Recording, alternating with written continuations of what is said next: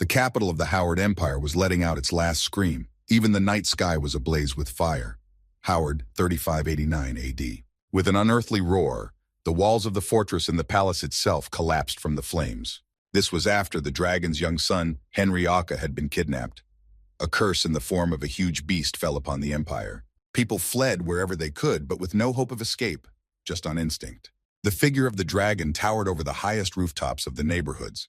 Its claws were larger than the attics of rich estates. Everyone, without exception, froze with fear and began to pray for life. A lava of rage poured out of the dragon's fiery eyes. How such pathetic, insignificant individuals, like humans, dared to steal from the great dragon the most precious thing that could be more precious than life, a child. Inhaling a new ton of oxygen and igniting destructive fires in its vent, the dragon broadcast that it would leave no one standing in its wake. That night, half of the great empire was destroyed. With an icy flame of curse, the dragon fulfilled his promises. And so, somehow, having traveled through time with this story, the dragon became a mere boy. Before being born a dragon, the soul sat in a gravely ill man, dying for an agonizingly long time. Being born a dragon was a relief to the soul, but something went wrong.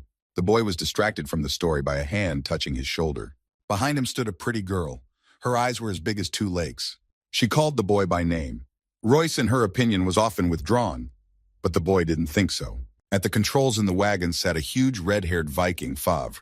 He spoke of the Sasquatch who lived nearby.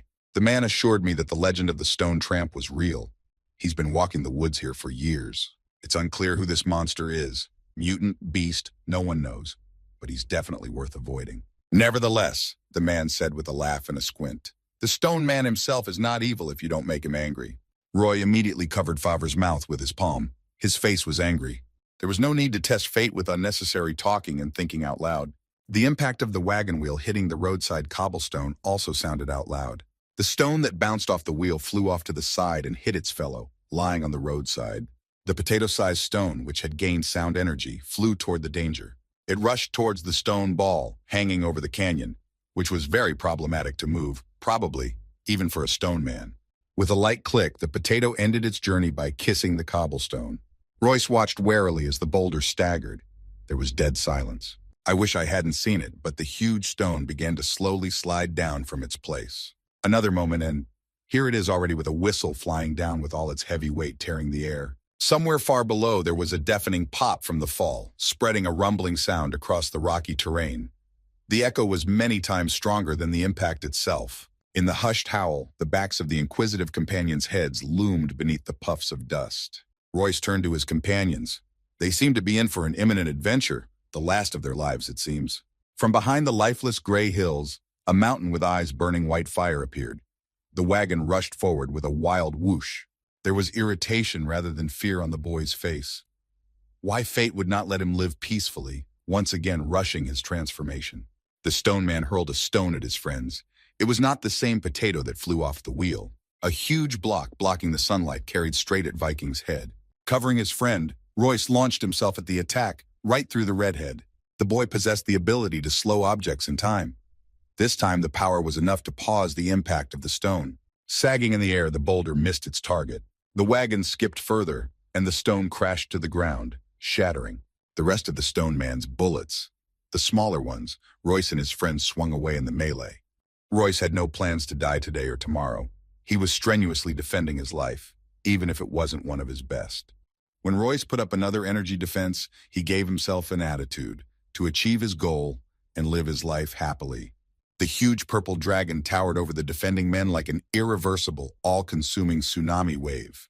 The red-haired young warrior's green gaze met the fire-breathing beast. It was time to end this hard war. The dragon was of a different opinion. Nothing would stop him from avenging his little dead son. The lizard kept his promises 100%.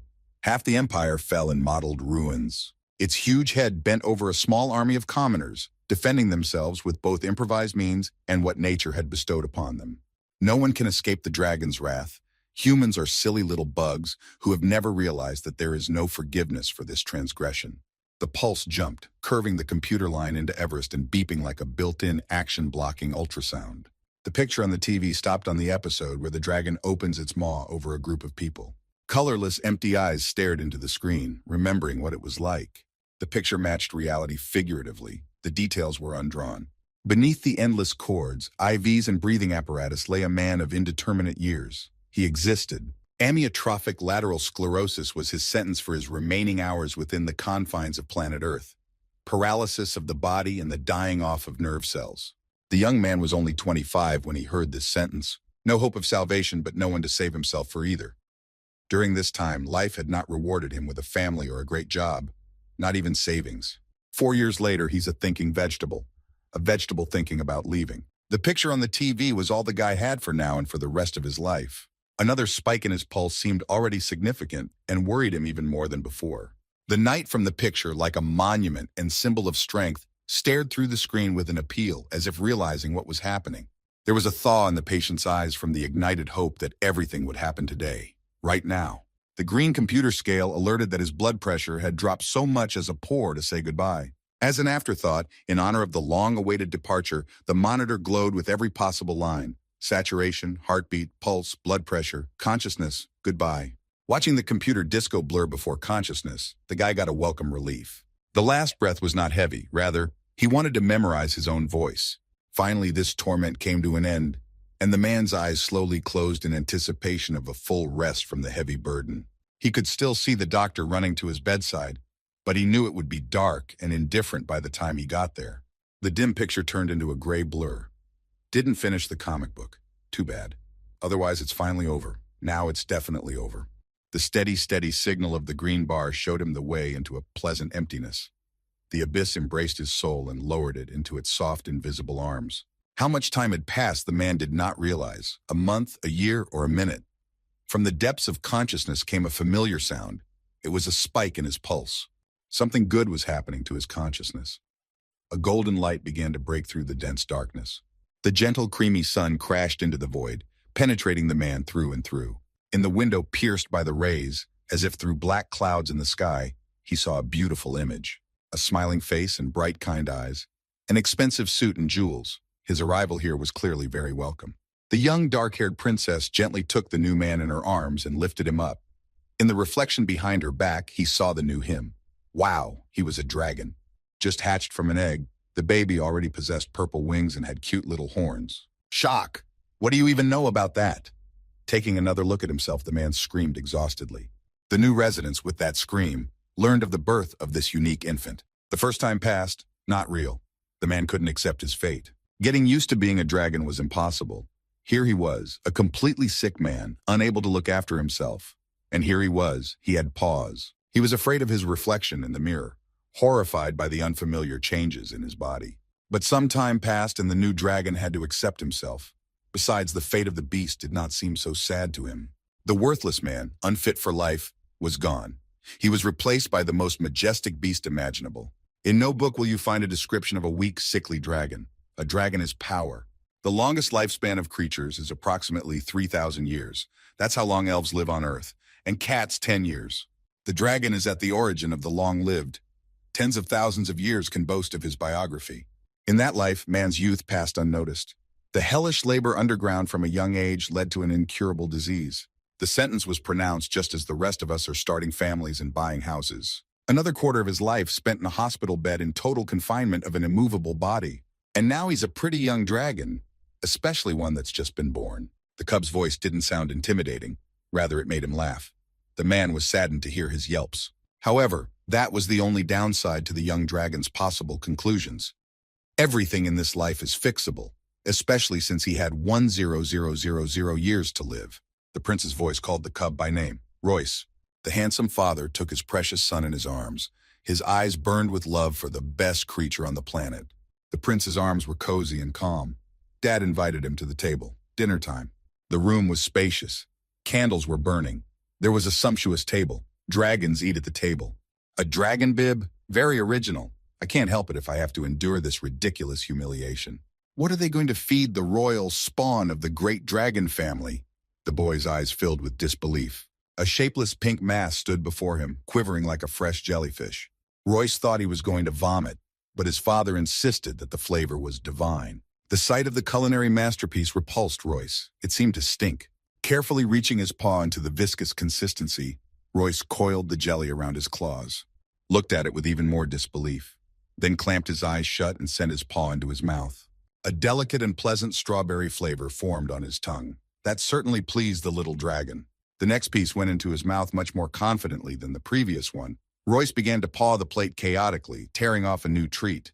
Piece by piece, Royce swept the entire portion of jelly off the plate and even licked himself. The prince was delighted with his dearest son's appetite. He could fill the whole castle with this jelly just to make his baby happy. The baby was born willful, and as we know, he had a conscious soul with a memory. Therefore, the soul could afford any expression it wanted. So calling the prince father caused stress and tirades from the guardian. In these moments, the father himself turned into a little hurt child and nothing could comfort him. A billion times he asked Royce to call him Dad. Father sounded very rude to him. Nibbling on a new batch of jelly beans, Royce grudgingly but grudgingly agreed with the name Daddy. Daddy. The word Papa made the posh prince father melt like butter in a frying pan. He looked so silly. Are dragons really like that? Royce chewed the sweet jelly and thought Daddy was interesting. But what Daddy's name was, he forgot to ask. Asking his guardian's name, Royce once again caused the dragon to cry. He called him Daddy again. But the sadness was not long. It had been a month since the baby had been born.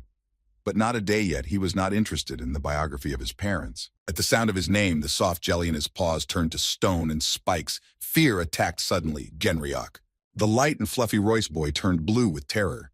His father Genryok? The same one? The same dragon that spewed from its vent the all-consuming lava that had destroyed his own empire? Images of a historical comic book flashed in his eyes, which widened with horror. Royce slowly but surely, as if he had become jelly himself, slid under the table and was lost to sight for a moment. Genryok, sensing something amiss, turned to his son warily.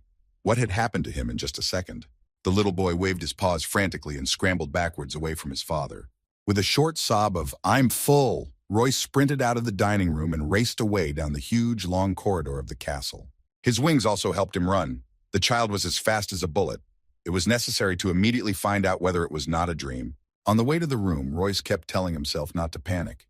It could just be a coincidence. And so the boy burst into the castle library. He was out of breath, but still strong. Billions of books stared at him, like silent souls on a shelf of life's chronography. According to the alphabet, Royce reached for the information he thought he'd gotten into a manga he hadn't finished watching on the TV in his room in that life. The book was heavy. There were a lot of pages, but the boy needed only one episode. Opening the right page of the Empire's history, Royce read a full confirmation of his hunches. He is in the palace of the Howard Empire, and his father is the real dragon Genryok. Now the picture in his head stitched together. He's inside the comic book, and he's that little dragon. Wait, the same one? That means his fate is not at all enviable.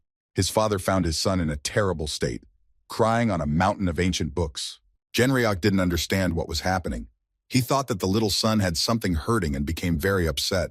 Slowly but surely the truth of this life came to Royce. His father is the best daddy on the planet, the most caring one you could ever find. He remembered the fire-breathing Punisher standing amidst the ashes and bodies. Beneath his paws was only darkness and the fiery horror of eternal night. It was hard to believe that even in the morning there had been a thriving empire here. Its appearance was so ugly that the brain refused to work with vision and left in memory only blurred tongues of flame folded into the dragon's muzzle. The dragon's young son had been put to death by a human, and Papa had gone mad with grief. He became furious and willed to destroy half of the empire. And then a controlling thought visited the firstborn, which he hastened to get rid of with random arguments. He began to question his father, in case he wasn't the only child. Then there's a chance that the age of catastrophe doesn't affect him personally. At Genryok's negative answer, Royce hurriedly speculated that maybe Mom wanted to be a mom a second time. But the cheerful father said that he and his mother had decided to keep only one child and raise him to be a dragon worthy of a dragon. Royce was almost freaking out at what he was hearing.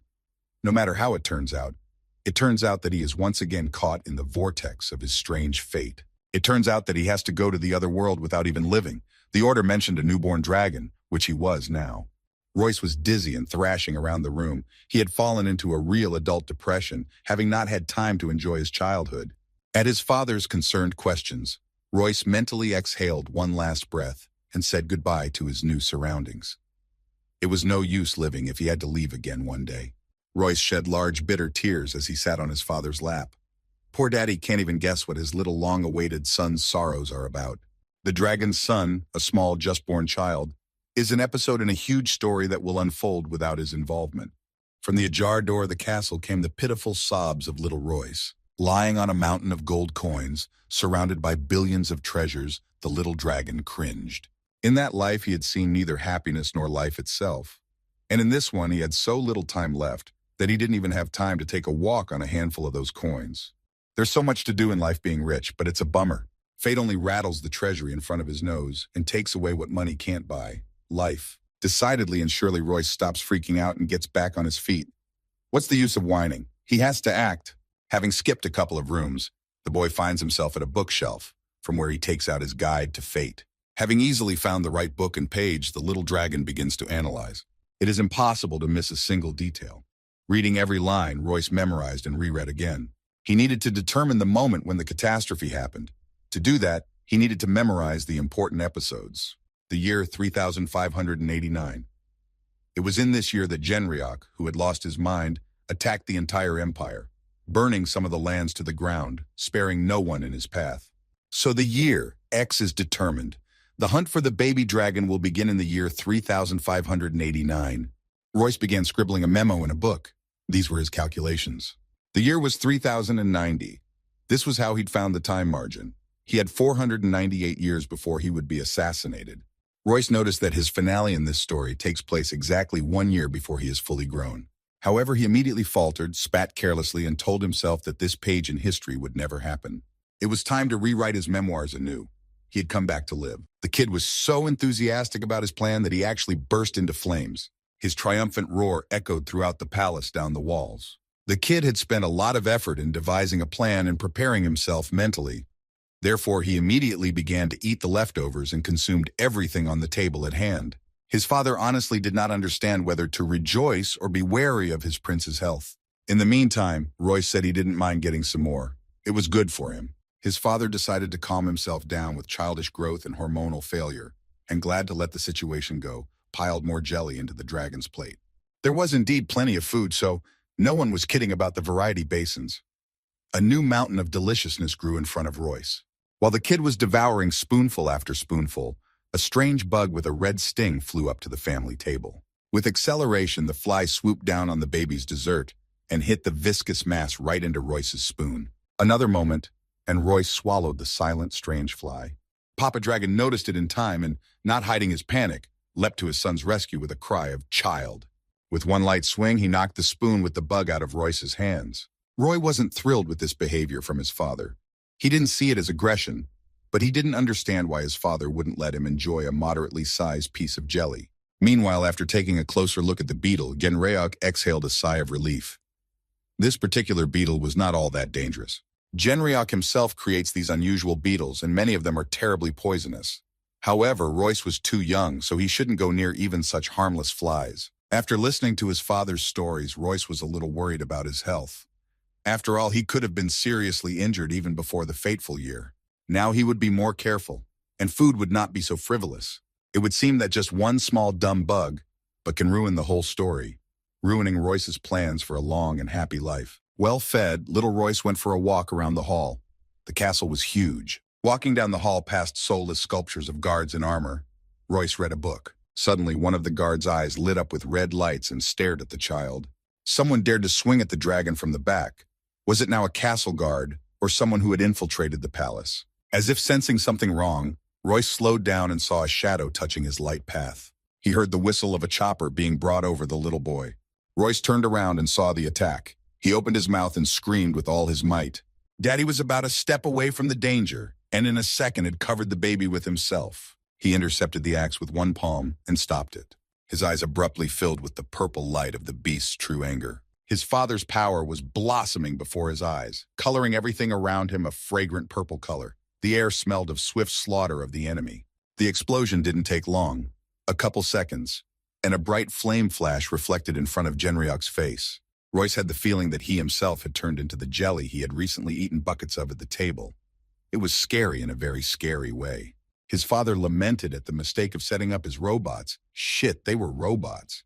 All around robots, and Royce almost got hurt twice in an hour because of them. A few more days passed after this random and scary episode. The weather was extraordinary. The blue sky was covered with cotton candy light clouds, and the grass underfoot rustled like an edible wrapper from a delicious cheesecake. Royce enjoyed the walk. The boy saw a unique picture of nature. The majesty of a huge mountain, decorated with a snowcap, was breathtaking. It shone triumphantly in the sun, falling together with the sky into the depths of the mirror turquoise lake at his feet. Daddy said this mountain was the left fang of the earth. It looked like a god, not a fang, but a beautiful designation too. Against this fang, even the green grass seemed a fabulous lemon-colored color. Dad said it was a habitat of mixed rare races, rare species of people. Royce was thrilled with what he saw. It was different seeing a picture and seeing such a sight in person. A blue butterfly flew up to the baby. It was so beautiful that Royce's eyes lit up with delight. The father never tired of admiring his baby. How cheerful and agile he is, playing merrily with the butterfly in the meadows. In pursuit of the blue fast-winged bug, Royce did not notice how the clouds thickened over him. The sky was covered with a thick veil of heavy storm clouds. It happened very quickly. Suddenly, a huge discharge arrow flashed through the clouds, and the lightning struck Royce directly. He lit up like a light bulb in the basement, scorched by the natural phenomenon. Royce could barely stand on his feet. He felt like a toasted marshmallow. The lightning didn't seem to have enough interaction with the child, and launched its rays at him once more. It was more unexpected than the first. Emitting smoke from the lightning that struck him, Royce began to wonder if the story of his life would drag on for 499 years.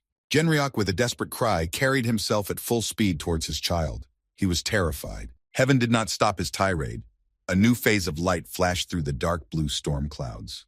Pierced with green, gold, and black puffs of smoke, the shockwave hardened little Royce once more. You've got to be kidding me. Genryok couldn't recover from what he had seen. It hurt him a billion times more as a father. His only little wonderful child being tortured like that. Upon arriving home, the baby was immediately put on bed rest. Royce was shaking at the thought that this gorgeous day could be his last. So unexpected, as he was preparing for a very different stage in his life. Royce kept replaying this episode from his unlived life in his head. Why had it happened to him? 3 lightning strikes in a row, and it was him. Was fate itself insistently telling Royce that there was no place for him in this life? Wiping his tears with a pink handkerchief, the boy kept assuring himself that the plot of the comic book could not be rewritten, and he would have to get out of it so early. But really, trouble has fallen on the little dragon's head too soon. After all, he still has some growing up to do. The ordinance clearly states that Royce will accept defeat from a man on the threshold of his adulthood, which is still 500,000 years away. Perhaps it was because Royce had sworn himself to survival that such incidents began to occur. And these are all signs that fate cannot be changed. The little guy slammed his paws on the floor in a frenzy. Even if this story doesn't start at all because everything depends on his short life, he's not going to give up what he got today, his family and his new body, for some comic book. The thoughts in his head wouldn't stop, but it was clear as day that his life and existence here would be good for everyone. After all, then his father would remain the same and would not burn the empire. Wow, such a small dragon, and yet he has such a huge problem to solve. A problem even a big dragon can't solve. Royce stomped his foot loudly on the floor, rousing himself from his heavy thoughts. This was no time for ridiculous fantasies and rhetorical questions. Action must be taken. Forewarned is forearmed. It remains only to choose a weapon and learn how to use it. So thought the little prince, rushing down the corridor at cannon speed. He urgently needed to talk to his daddy like serious dragons. There was no time to procrastinate, as practice had shown since yesterday. Genryok could talk to his son about anything at any time of the day or night, as long as he heard daddy from him more often. Royce had come to find out what there was in the castle, or what was there at all that could protect the little dragon afterward. After a little thought, Genryok said that there was one remedy, but Royce was too young to learn how to use it. Every dragon has an artifact, or even 2 in rare cases, but to wield them requires strength the child does not have. The father gently stroked his son's head. He was too young to join the ranks of the brave warriors, even for the sake of theory. Royce's eyes burned with the idea of beginning training immediately, from this very second. His father was both surprised and concerned by his son's behavior. Why such zeal for defense? The boy was too persistent. He was literally steaming. The mood was combative. The father began to wave his arms in different directions, defending against the rapid growth of his child. The boy began to shake his father by the sleeve. His arguments did not end. He could, after all, begin his studies with theory and learn instruction on how to master any subject. His father was beginning to doubt his persistence. Still, there were rules from which no one had yet deviated. It was customary to teach after the dragon had hibernated. The son's eyes were becoming like 2 aquamarines. Such tenderness and pleading had never been seen before. Naturally, this was the first and only weapon to be used against him.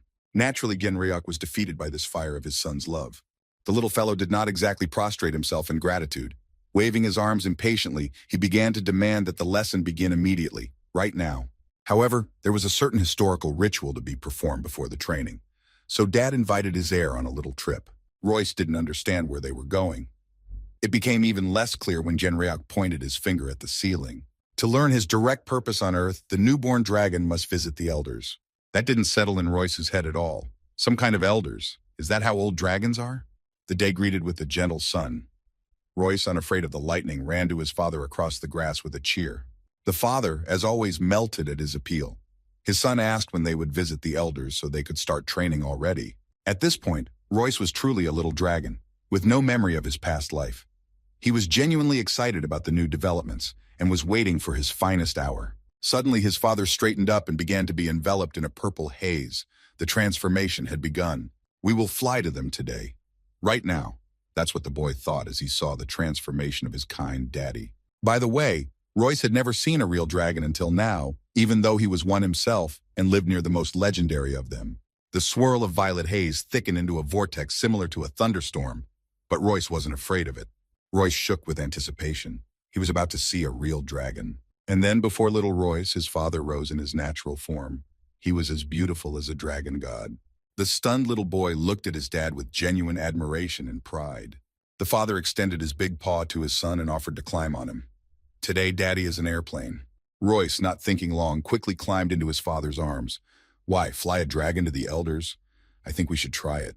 Having warned his son that the flight would be fast, Genryeok flew upwards.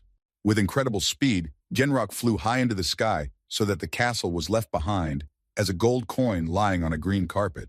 What the wind blew in his face was not about what Royce experienced while sitting in his father's fist. He was literally being choked by the currents of the whirlwind. The huge, beautiful dragon Genryeok was shooting through the air like a rocket, rising higher and higher. I wonder how far to fly is approximately how much choking on air, thought little Royce. Daddy was having fun. He was catching the mood of his own flight, and yes, they were still too low. Most likely on the ground they could not see whether it was a crazy bird or a meteorite flying straight to the moon. Royce realized from the pressure in his ears that it was probably low for Daddy, because he was going to fly with the child straight into space. And then finally the father mumbled that they would be arriving at their destination very soon. The mighty father flew toward a star glowing with crystal light. Or was it a planet? Of course, what he saw took the little one's breath away. What's more, Royce's soul was also speechless. The man had never seen such a thing in 2 lifetimes. Genryeok was terribly proud of the fact that he was able to show his son something unreal to him. This is the true land of dragons. With each wing flap, the dragons came closer to home, and it became clear that the flower was not a star at all, but a whole huge continent drifting in the space of space. The journey came to an end, and Papa Genryeok folded his wings at the gates of the huge, bright palace. The castle was even more beautiful up close than it was from space. Royce stood in front of the gates with his mouth open. Dad was not in awe of the castle and in general felt at home. There were no corners in the large crystal hall. In the middle of the rounded path to the throne room, there were pedestals. On them sat the elders. The Dragon Lord, Sandra graciously greeted the palace guests and gestured for them to come closer. Papa introduced himself as Pamu's son, Genryeok, and politely gave a bow to the elders. The stunned little boy, stammering slightly, decided to say hello as well. One of the elders, named Baratus, grinned. In his opinion, his son and his child were far more polite from the progenitor. At this time, the gray-haired blue dragon looked at him sarcastically, assuming that the purple friend was talking too much. Turning to this blue dragon, Genryeok suddenly greeted him in a way that Royce realized. It was Papa's dad. Grandpa was much bigger than Daddy in size, but it was only right.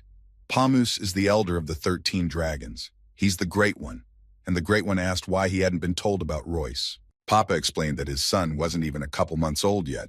They just didn't have time to announce the release. By the way, this is his first public appearance. Pamus clucked his tongue meaningfully and bent closer to the ground to get a closer look at his newborn relative. The child stood still. It was so small that the grandfather could have swept it away with one of his breaths. 2 huge baby ocean eyes looked up delightedly and confusedly, trying not to look away from the huge grandfather. Grandfather lowered himself to Royce's face. He didn't seem threatening, but the pause lingered. Royce went va-bank. With his eyes wide open and his paws open, he slowly and long pronounced the cherished grandpa. Needless to say, the words went straight to the heart of this huge magical creature. He changed his tone in a moment, transforming into a soft cheese flowing down his pedestal. Laughing loudly like Santa Claus, he repeated after his most handsome and desirable grandson. "Grandpa he is," the elders whispered. From the outside, it looked very nice. Pamus was dreaming of a grandson, and here comes their meeting. Dragon Sandra questioned an early visit to learn the true nature of little Royce, but Genryok pleaded convincingly for his son.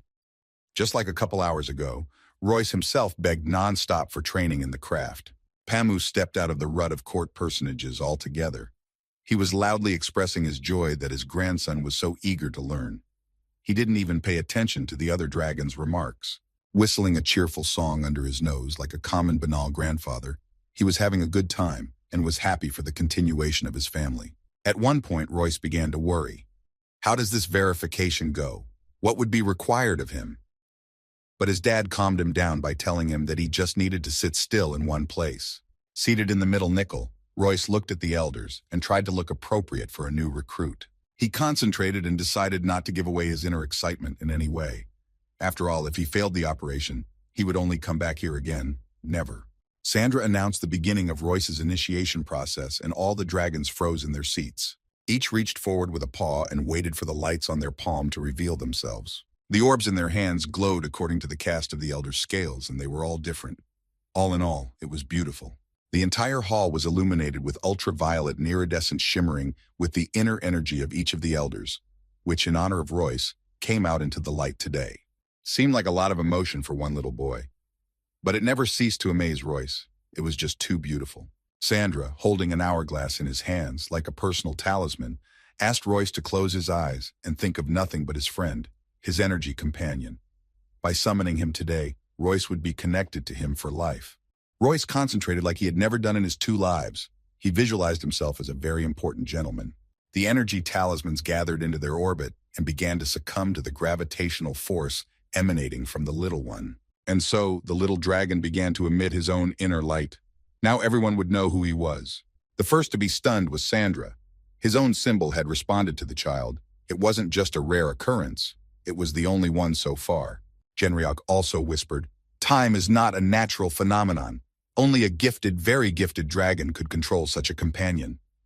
But if the sun has summoned time, then he is the chosen one. A non-natural phenomenon is more powerful than all natural phenomena. Genryok's son Royce was born a genius. Isn't that lucky for any father? It's time for the grandfather to freak out." The attribute of power in his hands signaled a response to the baby. A second non-natural symbol for the little dragon. It's not genius, it's higher intelligence. Pamus went mad with happiness. No sooner had the dragon celebrated the rare arrival of a dragon with dual powers than another talisman chanted an invocation. It wasn't even funny anymore. Sandra couldn't believe his eyes. The 3 attributes weren't the cheapest. The space attribute flew up to Royce. Kaidos and Rottweiler were the names of the 2 owners of the triple attributes. They were the most terrifying and powerful dragons in the history of reptilian life on Earth and in space. Royce shimmered with all the colors. From happiness, not remembering grief, he looked at his acquisitions and promised himself again that he would rewrite history and survive. The 4th click was met with bewilderment. An attribute of reason for a carapace? In the meaning of the 4th character? The baby was blown away by the energy. It's not like getting hit in the ass by lightning. Even if it's 3 times, it's collecting 4 rare simals and becoming their steward. Even the brave dad covered his face with his hands. The light was so bright, even though it seemed soft and calm. The excited Royce didn't even realize what miracle everyone in the room was thinking about. He simply did not realize who he was to them. Retreating into his joyful fantasies, Royce hugged and caressed his companions, rubbing their paws, reflecting their light and laughing loudly. And then he was distracted from the frenzy and came to his senses a little. His eyes focused on reality. In reality, there were 14 shadows staring at him blatantly, not taking their surprised eyes away. Among them was his father. Sandra seemed to be stretched into a dry branch and only his eyes were alive. They didn't seem to be breathing as they looked at the little miracle. The little boy panicked. It seemed to him that now his nice things were going to be taken away from him and never given back to him again. That something had gone wrong and he had to say goodbye to one of his honors. There was such horror on Genryok's face, as if his son hadn't just eaten that bug on jelly but had also drunk a cocktail of those bugs. The individuated child sat at the table with his paws crossed over his chest. The first idea came to fruition. Time, space, power, and reason. Who would have thought that one little dragon could take all four attributes not belonging to natural phenomena? Given such an interesting set, it would be possible to rewrite history. Although, on the other hand, fate is so cruel to the boy precisely because of this, because in theory, there is no way that one dragon could possess four rare signs. Royce exhaled and tipped his head back on his shoulders. This is so good, it's even bad. What's the point of omnipotence if the hero has to pass away before he can use it anyway? The thoughts never left the little dragon. At times he looked like a porcelain doll frozen in one pose. Once again waking up and hitting the table with his paws, the dragon Royce noticed that the abilities that led to the crisis, however, give the opportunity to choose a path. If you start the theory today, then in the future the skills will be learned faster. Turning once again to the library, Royce pulled out the right thick encyclopedia. The love of reading came with a new shell. After all, he is Royce, but not the real one. Knowing what could happen to a comic book Royce, this little dragon would be on the lookout for his precious years. Now he needs to read the standards of sacred power and martial arts. Where power creation and attributes are bound together, the guardian controls ice and flame at the same time. And his body is overflowing with energy and beautiful, as if chiseled by God himself, although because it is. The dragon once again lit up with the idea of life. Should he take both books and go through the theory at the same time? Why doubt if he has the power and strength? It is only necessary to consolidate and internalize his inherent skills. He'll definitely be able to do it. Something demonic had awakened in this little boy. Not wanting to question his decision, Royce begins his training immediately.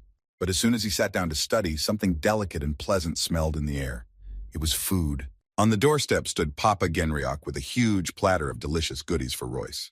Learning is light, but who can crawl to it on an empty stomach? Please. There was more than just food on the plate. Dad had brought growth paraphernalia. There were blue Ramus crystals, a chitogenic stem for the neck. It must be chewed. Partridge heart and heavenly jellyfish for circulation, active brain and good manners. These foods are contraindicated for mortals and necessary for dragons. They need to support a special organ, the dragon's heart. Royce realized that the more he ate, the faster he grew. So he sat down at the table immediately. He didn't even have to call out twice.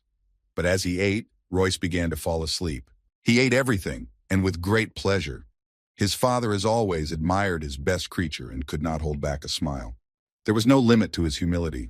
After all, in his father's eyes, this brave baby will forever remain the favorite, long-awaited, and the sweetest baby on earth. The baby was sleeping sweetly in his crib, cuddled up with the bunny.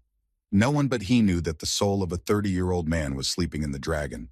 Through his sleep, a dark energy ball began to gradually accumulate above the baby's head. At first, it hovered above his head for a long time and gained strength, growing by the second and shimmering with lilac light.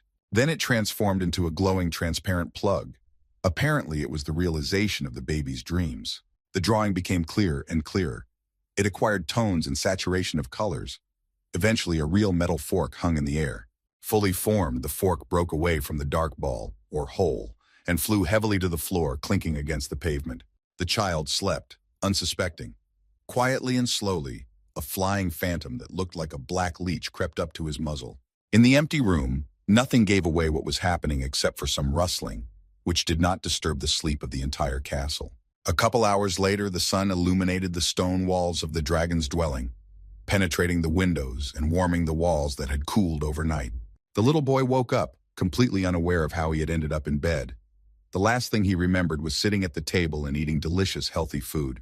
Before he could rub his eyes, he heard his father's voice. "Time to eat. Again?" Well said and done. Eating is a good invitation. Besides, there's no telling how long Royce had slept.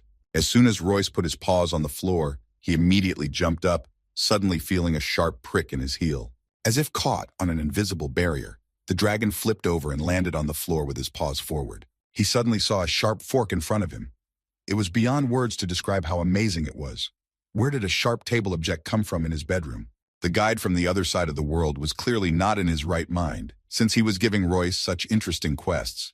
Anything but a fork stuck in the floor by the bed is the ultimate fantasy. What kind of cruel game is this? Where does his luck walk separate from himself and so far from his home? An additional blow for Royce was the second picture from the morning. His favorite stuffed rabbit was torn in half and lying on the floor with absorbent cotton outside. This toy had already become Royce's own, and the boy was saddened by the fate of his plush friend. Maybe his father would help and fix the rabbit for his son. At the table, Royce was quiet. That moment when you are both delicious and sad. He ate and cried. Dad realized it was because of the rabbit. Henryok promised his son to fix the toy. It just needed to be stitched up and everything would be as it was before. Suddenly, the little boy woke up in his bed, again. And again, he didn't understand what had happened. He was talking to his father at the table, and this is the bedroom. How does time transport him back to bed? Royce heard his father's voice again. Time to eat. There was a whole favorite rabbit lying on the bed. When did all this happen? It's not clear. Guilty and confused, Royce looked into the dining room. He decided to tell his father everything as it was. Something strange is happening. It's scaring him. Dad's so scared that all the color's gone from his face. The son is sick and asks for help from his close daddy.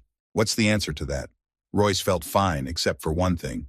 He doesn't remember the moments of falling asleep and what happens afterwards. Daddy turned into some kind of pink teddy jelly again from the hilarity. I wonder if he'll ever get used to his son being the best baby on earth. The calmed, peaceful father told him that such a time comes to every dragon without exception. Every dragon must sleep twice.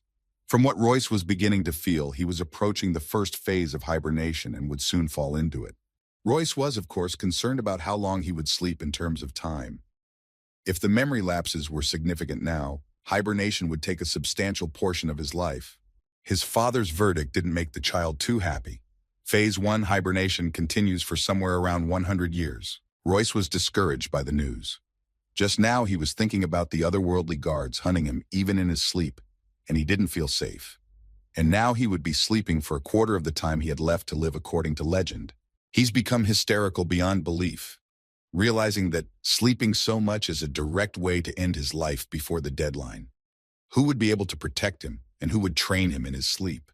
Royce jumped up from the table, and in spite of his father's shouts, rushed out of the hall. He symbolically tied a white sash around his forehead, signifying his acceptance as an apprentice. Let's say he accepted himself. He opened the first book in front of him, took the quill, and with fire in his eyes, literally, began his immediate training. To execute the plan to avoid hibernation, Royce would need a different daily regimen. First of all, as little food as possible. This puts the child into a deep sleep. Relaxing baths will also have to be eliminated from the program. This affects coordination and shuts down the mind. In order to avoid fatigue, you need to move with a saving efficiency in mind. If Royce gets tired, he'll take a long nap. And as a consequence, Royce has strictly forbidden himself to enter the bedroom. There's his favorite bed, which will not let him go. Royce wrote everything down in his journal. For the first time will do, but ideally, it is necessary to find a way to never sleep at all. An hour later, Royce was so exhausted that his soul seemed to leave his body and lead him under his arm to his bed to sleep. Royce could no longer think or reason, turned into a candied mummy hanging around the hallway. Royce could no longer imagine Daddy without a plate in his hands. Nor now. His father came flying toward the boy with a full spoonful of jelly and a bowl of that jelly, actually. Genryok chased his son insistently, shoving as much food into him as he could on the fly. Dragons need nourishment.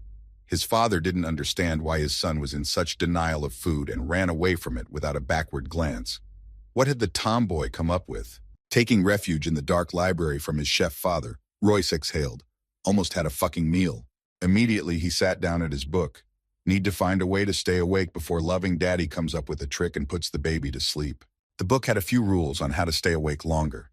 The last of the rules was, don't read books, better pinch your butt, of course. Because the picture started to blur, and a spyglass formed in front of his eyes that he didn't want to look through at all. Another second and Royce would have gone to the world of dreams. But his willpower turned out to be tremendous. The kid started slapping his cheeks and screaming to wake up soon. At the 7th second of the emotional explosion, the little dragon ran out of energy charge. Its eyes fluttered shut. Desperately, already as if in a dream, he continued to slap his face. He shouldn't be asleep. He began to look at the pink pads of his white paws. There were helpful hints in the book, he saw them, but consciousness was sinking into a viscous darkness and deafness. From somewhere outside came his name, like an echo in a well. Suddenly the dragonkin jumped up and cried out loudly. In his eyes was the horror of the failure of the operation. He fell asleep. Papa greeted the sleeping child. How did his little warrior for world peace sleep? Waving away his father's caress, the child fought back. He didn't sleep but took a little nap accidentally. The father got down on one knee in front of his son and solemnly began to congratulate Royce. But for what? Royce sobbed and hiccuped in shock. Congratulations were pouring in for his 100th birthday. What? He was 100 days old yesterday. 100 years ago, Royce fell asleep. His father called out to him, but the boy could no longer answer, only hear the noise before hibernation. The father carried the child some tasty food, but opening the door to the chambers found a picture of his son's unwillingness to eat. Covered with a book, on the rubble of historical and analytical literature, Royce mumbled sleepy oaths and sniffled at the same time. Dad didn't care about anything. He was proud that his son had fallen asleep while studying. Isn't that a happy father? Little Royce, when passed out, was very easy to move to the king's chambers. Genreok gently lowered his son onto the feather bed so that he didn't even smell it. It would have been nice if Royce had eaten before going to bed, but the silly boy had been running from a spoonful of wholesome food for a long time, and now he was sleeping so sweetly that there was no chance of waking him. There was nothing to be done now. Genreok gently stroked his son on the top of his head. Soon they would see each other again. It would only be 100 years. Genreok sat at his desk. He too had his notes and his studies. It was useless to talk to him at these moments. Suddenly the silence was shattered by a wild rumble that rose throughout the castle. Genreok was numb with terror and dropped the quill from his hands. The noise was coming from his son's room. It was frightening. Without noticing anything in front of him, the young father ran into the bedroom to his only treasure. The baldachin of the bed was falling down with all its weight, and the baby, without suspicion of danger, continued to see the 10th dream, spreading his legs wide across the bed. Lifting the heavy wooden vault with one hand, the father made sure that his son was not hurt. Moreover, he responded to his father's signs with a sweet, deep snore. What was this strange occurrence?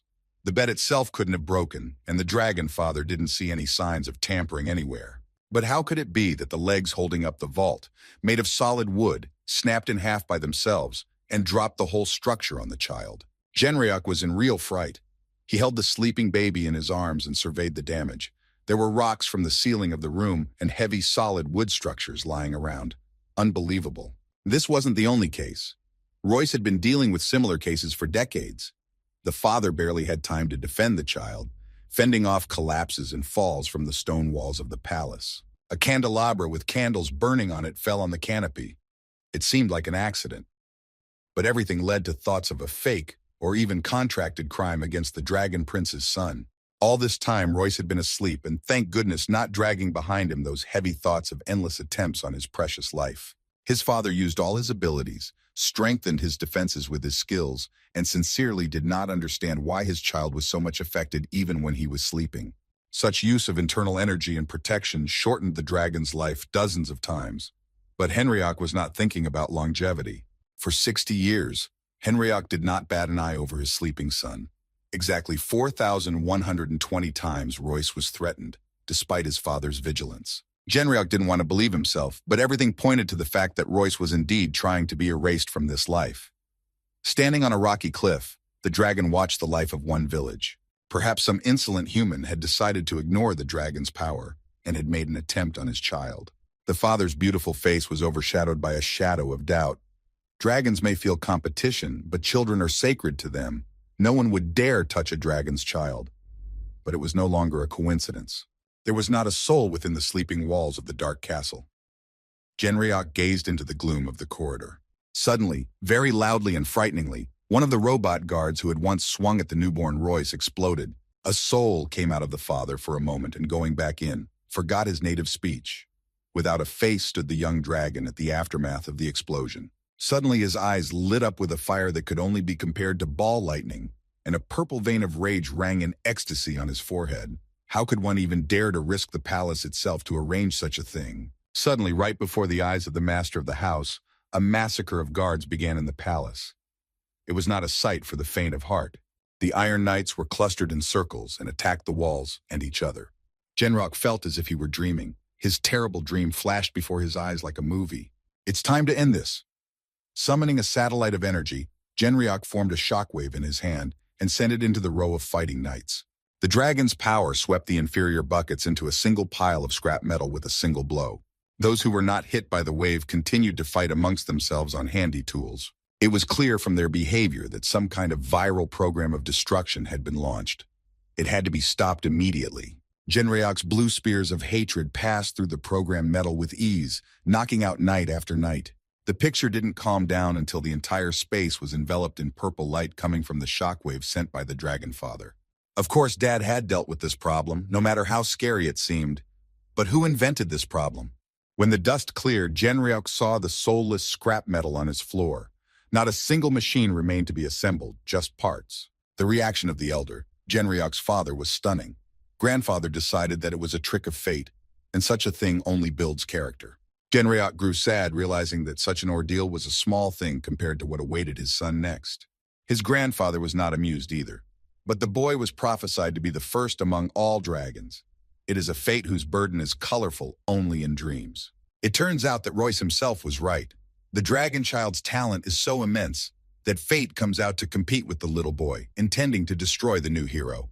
Clenching his fists, Genryok did the same as his only heir. He began to deny the obvious and took an oath to fight to the last day for Royce's life, no matter what the cost. His beautiful face darkened with anger and concentration. It seemed that today Genryok had become half 1,000 years older. Just like that, 100 years flew by in the cozy chambers of the little Dragonborn, where his father stood day and night to guard the heir's sleep. The awakened Royce took in the situation as before, crossing his arms over his chest. He studied his reflection in the mirror, discerning some changes. Youngster. Reaching a paw up, he touched his head and squinted his eye. It looked like he had grown up. In fact, it appeared that the height had changed by a matchbox, from strength. This news did not please Royce. After all, he'd expected some serious changes in such a long sleep. But Royce didn't feel particularly awake either. It seemed to him that he had slept a few dozen minutes, not 100 years. He was glad that the dragon had survived in spite of the danger approaching from everywhere. Everything that had happened to him since the first days of his birth had nothing to do with longevity. The strange signs, the lightning strikes, the fork thrown into the bedroom. It was something that was always there, making attempts on the child 24 hours a day. Royce wondered, but why while he slept he was safe? Since nothing had happened to him, perhaps nothing was happening. No matter how much he thought, the mosaic in his head didn't add up correctly. For the time being, Royce decided to leave his frowning thoughts behind. He had survived, and that was already a beautiful thing. And how had he lived without his dad's lunchtime all these 100 years? Of course he was already flying at Genryok's first call. At the table, Royce noticed that despite Dad's cheerful attitude, he looked as if he had just returned from a great battle of power. According to the story of years gone by, the time Royce had fought the battle with sleep, he behaved abominably. The kid thought he'd caused his daddy a lot of trouble and frustration, and immediately on the spot, he promised to be the best son he could be. Now there would always be a smile on his father's face, because Royce would only call him Papa. Royce jumped merrily, ran after his father, who magically had a bowl of food in his hands. On the way to the dining room, the son asked why Daddy was so tired. Maybe he should get some rest. Laughing, the father agreed, he should. More time passed. Comic book history doesn't always keep an accurate count, at least not taking the numbers at once. However, Left Fang still stood there, reflected in the crystal lake, and the sun was shining just as high. It was a hot summer. The wind played with the leaves on the crowns of the family trees. Royce, transformed into the boy they are in the conventional sense, he was now deftly wielding a toy sword. No passerby would have suspected anything strange about a boy playing in a clearing with a wooden saber. He was concentrating on slicing through the air as if he was facing another opponent who was falling from his swing. Unless one considered that the swing of the sword carried a golden glow with a snow-white veil behind the sopa. Royce wasn't feeling very well today.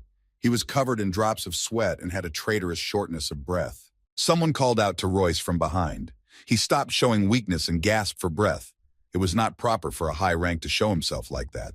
Mr. Royce, that's what they called him in the palace. Royce turned his head at the sound. His beautiful almond-shaped eyes shone with lavender light.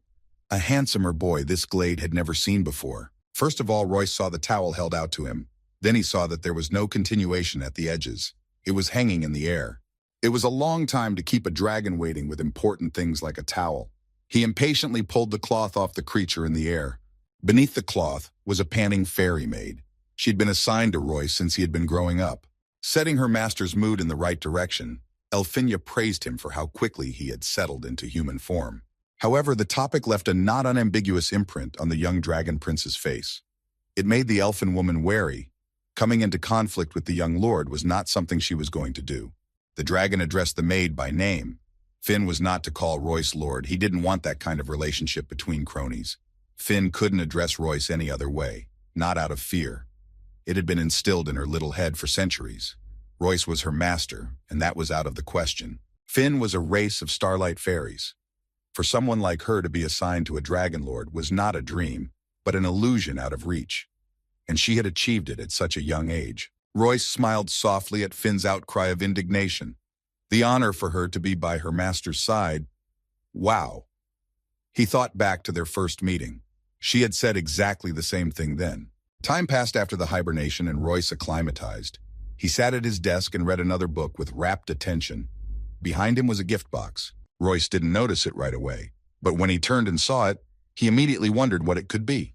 There was a slight rustle coming from the box, but nothing scary was happening. Royce didn't even immediately realize whether he had heard something or just imagined a slight tremor. After a couple of seconds, it became clear that the rustling was coming from this small, ornate box. In spite of the beauty of what was happening, the surprise that came out of it was angry about something. The surprise was a girl with butterfly wings, and it was terribly cramped in the package. Royce was a little surprised and a little scared, and generally regretted that the world hadn't invented diapers yet. Instinctively, he swished his tail and, of course, swept the little butterfly away at full speed. The little girl made a shrieking sound and shimmered in the air. The vibrations throughout the room made Royce cover his ears. But then he noticed in horror that the butterfly was as breathless as a maple leaf peeking down to the floor, making no effort to flip over in flight. Accustomed to the bizarre experiments of his grandfather and father, the boy leisurely looked at the entity lying on the floor. What was this, another masterpiece? Too fat for a fly. Trained in OBL rules, Royce picked up a long pen and began to gently poke the fairy in the side. He caught the pen on the edge of her clothes and lifted her into the air for a closer look. An incomprehensible creature, with a human figure and transparent thin wings. Suddenly, the girl woke up and began to resist such an inhospitable act. Her eyes were angry, but beautiful as the pupils of a fly or dragonfly can be. The baby began to twirl and flounder on the end of her arm, as if caught in a spider's web. Finally finding her balance from the tangle, the fairy landed in a beautiful curtsy and introduced herself. Her name is Finn, and she has been placed at the young lord's personal disposal, to give him joy. Royce didn't quite understand what was going on and why he was being given such gifts, especially living ones. Meanwhile, Finn politely asked to be released from her pen. Yeah, should have done it without asking too much. Sitting down on the floor and still looking at the outlandish girl. What does giving joy even mean? Finn became quite animated by the question. As if in a circus, she pulled out the edge of a white sheet from nowhere and began to pull it defiantly on herself. After a triumphant, self-produced tu-tu-turu-turu march, the sheet flew back with a delighted Finn. A closet of miniature clothes opened up in front of the dragon, stuffed with every costume available in the world. Finn had said that fairies were genderless, so for fun, Royce could dress up his new friend as he saw fit and to suit his mood. It was one of the fun games with fairies, and the best part of the whole huge set, and the fairy waved her hands triumphantly in anticipation of the performance. She turned around beautifully and stood in a model's pose, the most beautiful of the dolls, the fairies with the most perfect figure for a dress-up game. Royce didn't even know how to react. He stood with the face of a dead nub and did not blink. In his mind, such entertainment could only please a headache. Choosing the tactic of building a bridge in the dialogue, Royce interrogated the fairy. Did he understand correctly that he was being asked to play with Finn as if it were his toy and not a living being? Turns out Royce had gotten it exactly right. Finn had been sent to him as a gift for that very purpose. No sooner had Finn finished rejoicing than she started flying up and away with the force of the wind, not realizing what was happening. Through mats and snarls, Royce blew the whole dollhouse apart and rushed to his daddy with inquiries. He panted, wheezed, stomped his feet, and made himself look like an immensely offended boy. His father would throw up his hands and explain that it was the trend and the top among teenagers. Royce was not concerned with the tops of abnormal cartoons. He was a living human being, at least up to his dragon skin, and in no lifetime would it be normal for him to play dress-up with fairies. Finn clung to her master's tail in panic, begging to be left to her work. Any kind of work, even the dirtiest of jobs, just laundering things. She held on so tightly Royce couldn't get her off, and he didn't want to step on his own tail. For a fairy, becoming a dragon's plaything was the meaning of a lifetime. The founder of the fairy kingdom, the chief king, was himself a dragon's plaything. So to become a friend of the Lord is to reach the divine light. By whining, Finn got her way and stayed in the castle. Finn was 800 years old and a wise fairy. Besides, she didn't care about anything, as long as her lord was happy. As soon as Royce hinted at anything from afar, Finn would guess her thoughts, rushing to bring joy. And now Royce did the same, saying he'd been in warm-up and now he'd be doing some serious studying. Finn pulls out any number of things from nowhere. This fairy has a gift for storing things in subspace. It's kind of like a mobile dresser. And right now, his faithful long-haired bug was already pulling out a huge encyclopedia from his heavenly bottomless pocket. Today, for the training of mana manifestation and its division. This is an advanced course, and Finn was proud of its owner as if she was the advanced course herself. After a bit of thought, the fairy turned around and figured out a tea set and a couple of triple-calorie treats in the Celestial. There would be a picnic, and Royce once again noted to himself that subspace was a very convenient thing.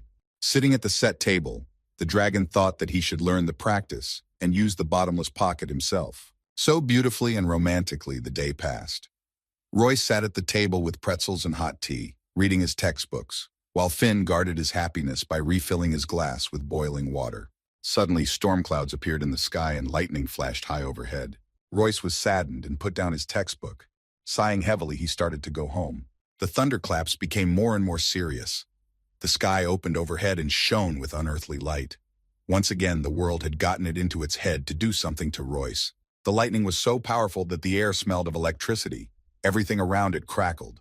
Through the light and noise, the fairy shouted to her master, fearing he was in trouble now. Smiling wanly, Royce stretched out his hand towards the glittering arrow and caught its light on his skin. On his wrist, he wore a reflector the color of a sea wave. The lightning could strike and crackle as much as it wanted. Royce's face contorted into a smile. Evil maybe, but triumphant as well. Lightning had struck him so often since childhood that he'd stopped fearing it and had finally found a win-win weapon against its attacks. Upon seeing this bracelet, Finn even squealed, so unable to contain her emotions.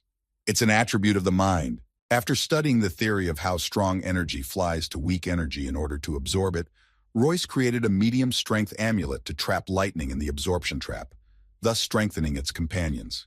Thus the mind attribute was pumped up additionally. It was possible to change the stone in the bracelet.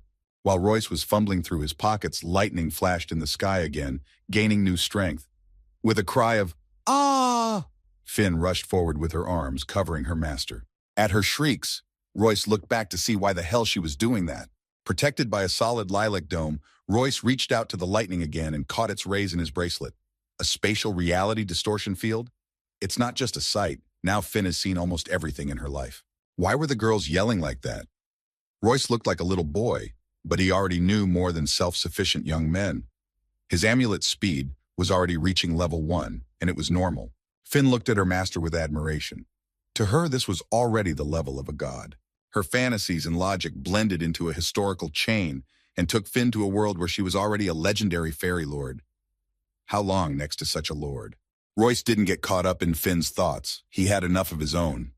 For example, how to protect himself from early death with an additional protective field. Space was pumped the strongest. Force and time followed after, and the mind remained unpumped but was not neglected. It would take more time to pump all attributes, as filling one affects the strength of the others. But fists are clenched into a fist, and a ray of hope is clearly visible at the end of the tunnel. Royce will replay this comic. The thunderstorm has passed and the sun shines overhead once again. Growing stronger by a couple more lightning strikes, Royce was going to keep on living. Above the fang, his voice rang out. The next book to study was delivered by a faithful friend.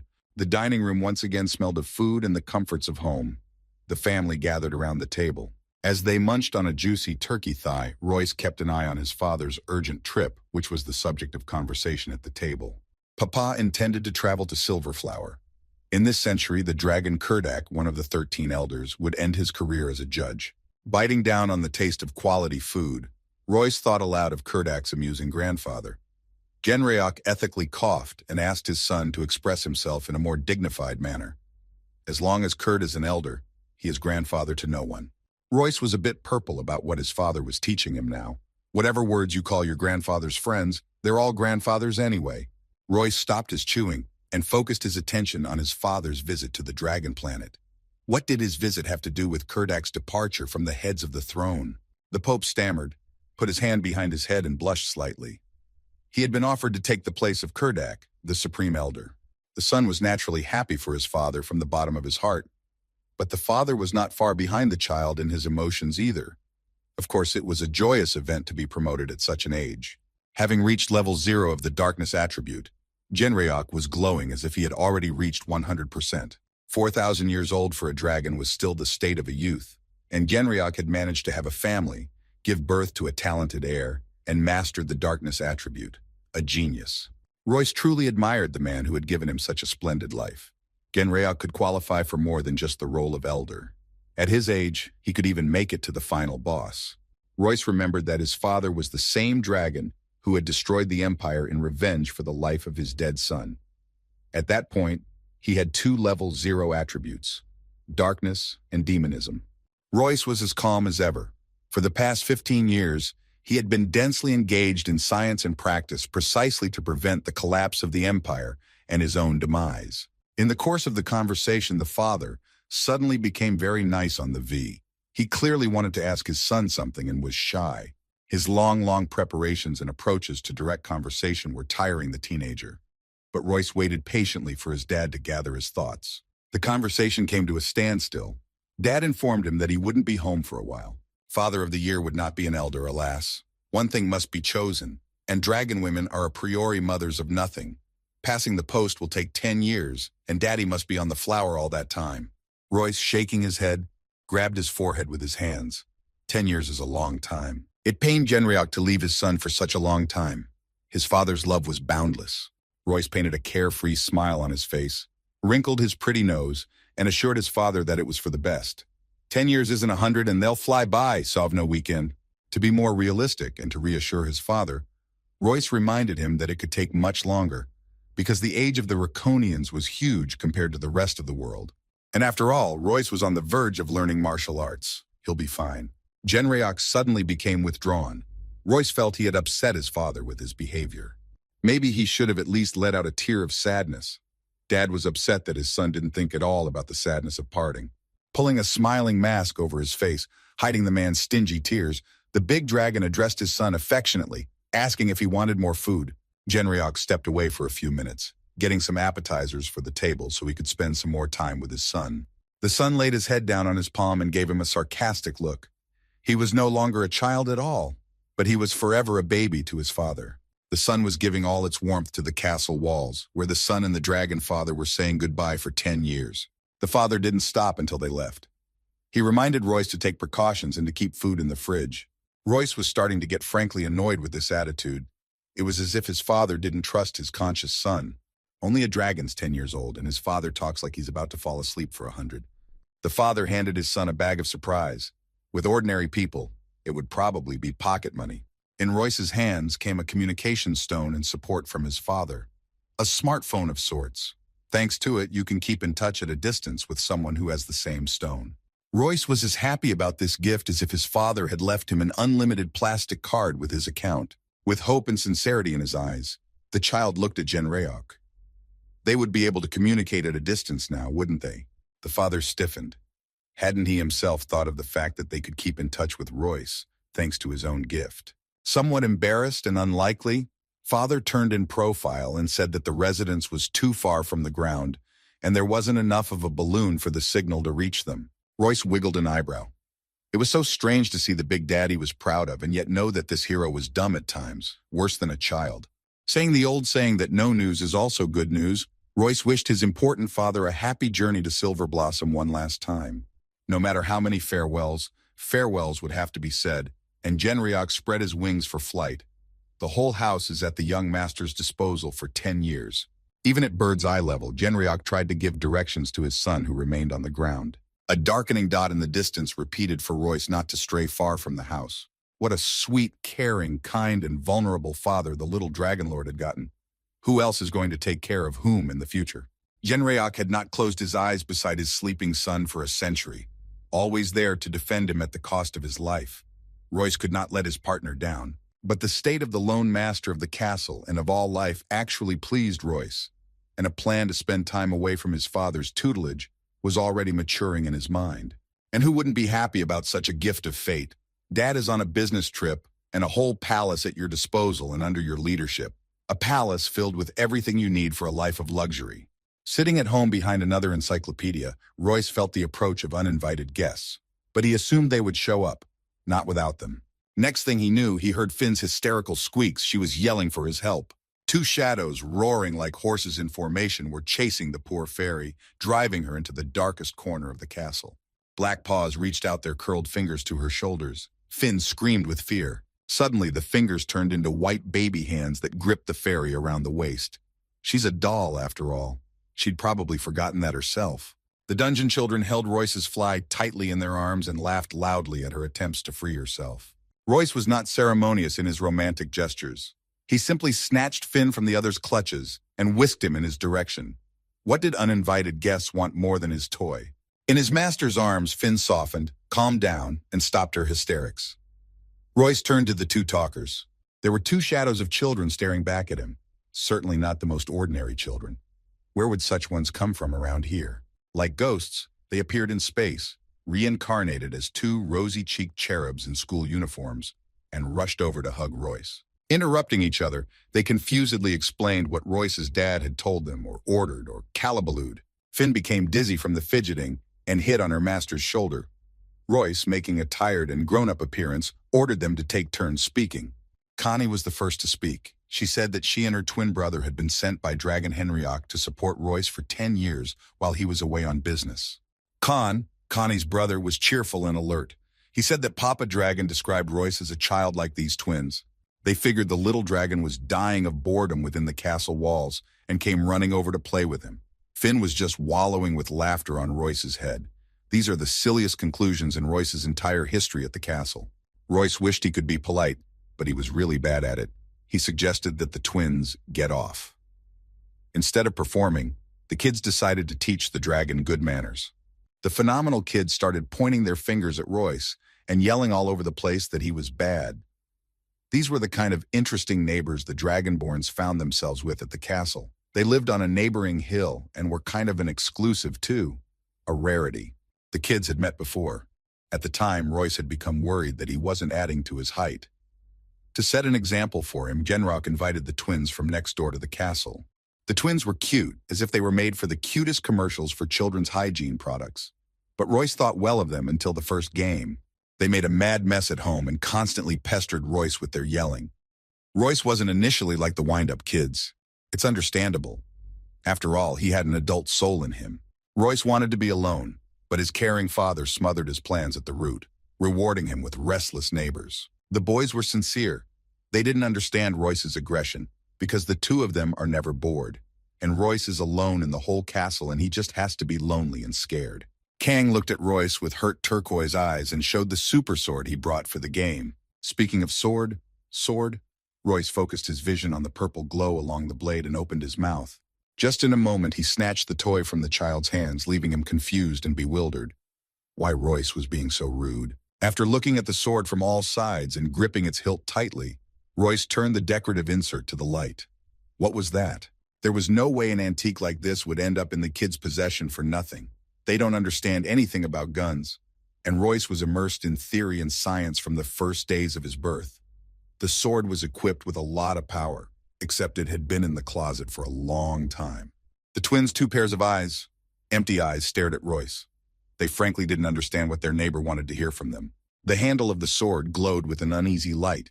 It was a companion, a protective pentagram in the sword. Royce repeated the question more calmly.